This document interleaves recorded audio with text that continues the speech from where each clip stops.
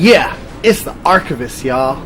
Exclusively interviewing Boots from the Coup out the Yay area, y'all. Aight. And who is the Bay Area's finest, the Coup? Coup is a group of folks making music that speaks to, the experiences that we go through under this system, and doesn't just talk about the experiences. It sheds a little light on what goes on to create those experiences, and we also encourage people to be involved in their world, to be involved in what's going on around them, so that they can change what they're going through. And one of the best albums in the 90s, Steal This Album. Elaborate more about this and the creation behind it. That was our third album. It had come after I took a break from rapping for a while to just be a community organizer. And, I thought about the idea that record sales dictate, who's thought of as the best artists and stuff. So I was thinking along these lines, like, what if you have 5 million fans and they're just the brokest ones, and those 5 million fans are listening to your music, because even before downloads, people were having bootleg CDs and bootleg tapes. So what if those 5 million listen to your music and it's not registered on there that they do it? I realized that then someone else could have 500,000 fans, but those fans would be of a higher income bracket, and it would look like that was the music, and that was the form of music that was better. So I came up with the idea of people stealing the album. That way it would show up as a sale, when the final tally was done. And anyway. What is one of the most important songs with proper content many that can hear from the Coup? Most important songs with proper content. As in the political message behind your group. I don't know. Every song that we do is talking about, how we deal with the world, and, so I couldn't pick out one. One of the songs that kind of defines our style is, or defines my approach to the stuff, is me and Jesus the Pimp in the 79 Granada last night. And that's one that's actually off of Steal This Album. There's another song called Laugh, Love, Fuck, which is also defining of our style, because it's a party. It's kind of a song meant for dancing and partying, and it's talking about, the chorus is, I'm here to laugh, love, fuck, and drink liquor, and help the damn revolution come quicker. Meaning all those 5 things are ways that people engage with the world around them. And the reason that they're doing those things is to engage with the world around you. The most important, the most effective way to engage with the world around you, though, is to change it. So that's why the 5th thing is making the revolution come quicker is, lumped in with all of that. And being critically acclaimed for Steal This Album, being one of the best albums of the 90s, elaborate about the success.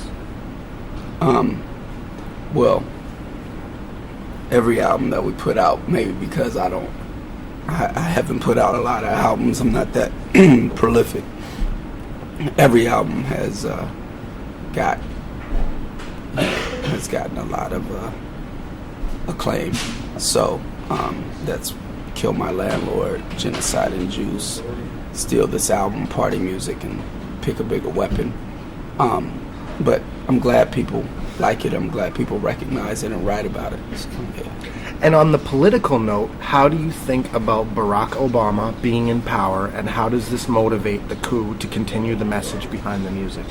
Well, as we see, he was elected as an anti-war president. Even racist rednecks thought, okay, we don't like the way things are going. Let's vote someone in that seems to be the absolute opposite of who was in power at the time. However, Barack Obama is not an anti-war president. We're sending more troops out. We're involved in the same amount of wars which are being escalated, and so it shows that it's not a popularity contest. It's about power, and it's about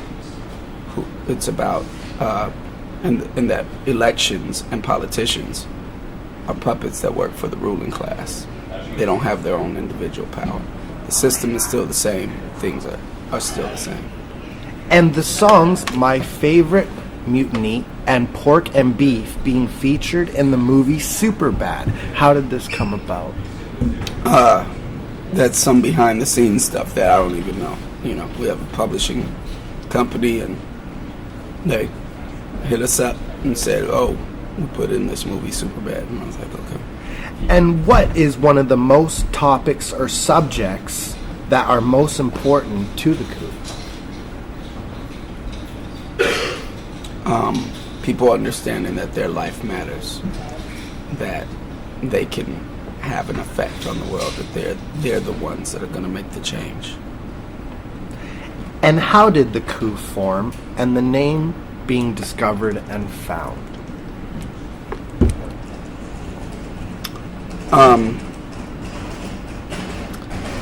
Let's see. That was so long ago that I don't even know. For sure, that's completely great, man. No worries. Being from the Bay Area, what has been one of your favorite memories and contributions to hip-hop? Favorite memories? Maybe doing the video for Practice Looking Hard. That was me, Tupac, and E40. So, what can you tell us about Tupac Shakur as you've met him in person? We used to mess with the same girls and talk shit about each other to those girls, and they would tell us stuff, and it was really immature. And then later on, when we were both doing further into the music industry, him a lot further than I, he showed us a lot of love. Do you guys have any memories together that you've shared? No, I didn't hang out with him a lot. It's probably maybe 5 or 6 times, but he always, An opening for Rock the Bells 2010. How does this feel for the group? Oh, that you're with, Street Sweepers? Okay, so I'm in Street Sweeper Social Club. I like it. I think that the Coup has done Rock the Bells. This one, I'm excited. Just as excited to go to and see the other acts as I am about playing. So. And the biggest show that you've put on and the largest crowd you've rocked in the history of the Coup or Street Sweeper Social Club? Let's see. Largest crowd has probably been 100,000 or 200,000 people. Wow, that's the biggest I've ever heard from any artist I've interviewed so far. Yeah. So that's very amazing. And do you have anything else to add to our amazing, spectacular interview? Let's see. No, I don't. I like being here in Vancouver. This place looks swanky in a good way. So. And how did the Street Sweeper Social Club form? And tell us some history about that, because we know it's quite a new group. Yeah, that's. Let's see. I met Tom in 2003.